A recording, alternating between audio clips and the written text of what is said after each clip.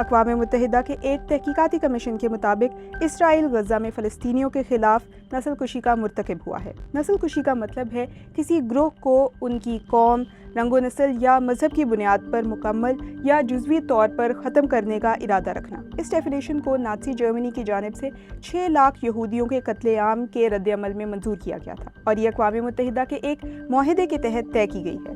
نسل کشی میں 5 اقدامات شامل ہیں: کسی گروہ کے افراد کو جان سے مارنا، شدید جسمانی اور ذہنی نقصان پہنچانا، جان بوجھ کر ایسے حالات پیدا کرنا جو گروہ کو ختم کر سکیں، بچوں کی پیدائش کو روکنا اور بچوں کو جبراً منتقل کرنا۔ اقوام متحدہ کے تحقیقاتی کمیشن کا کہنا ہے کہ اسرائیل فلسطینیوں کے خلاف پہلے 4 اقدامات کا مرتکب ہوا اور لیگل ڈیفینیشن کے مطابق ضروری ہے کہ نسل کشی کے اقدامات ارادے کے ساتھ جان بوجھ کر اٹھائے گئے ہوں۔ اقوام متحدہ کے کمیشن کے مطابق اسرائیل نے ایسا کیا ہے۔ کمیشن اس نتیجے پر پہنچا ہے کہ اسرائیلی حکام اور اسرائیلی سیکیورٹی فورسز غزہ کی پٹی میں فلسطینیوں کو مکمل یا جزوی طور پر ختم کرنے کا ارادہ رکھتی ہیں۔ اسرائیل کی وزارت خارجہ کہتی ہے کہ یہ رپورٹ غلط اور جھوٹی ہے۔ ایک اسرائیلی فوجی اہلکار نے اسے بے بنیاد قرار دے کر مسترد کر دیا۔ برطانیہ کی حکومت نے UN کمیشن کے نتائج کے بارے میں کہا کہ اسرائیل کے اقدامات ہولناک ہیں اور کہا کہ آیا نسل کشی کی جا رہی ہے اس کے بارے میں فیصلہ مجاز قومی یا بین الاقوامی عدالت پر منحصر ہے۔